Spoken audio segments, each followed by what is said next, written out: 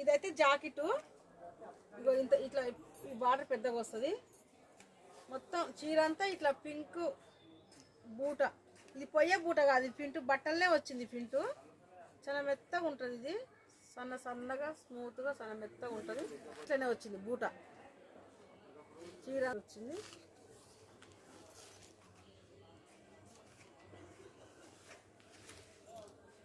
ఎక్కడ గ్యాప్ లేదు. ఇది మాత్రం కొంగు, ఆ సైడ్కి మాత్రం జాకెట్ వచ్చింది.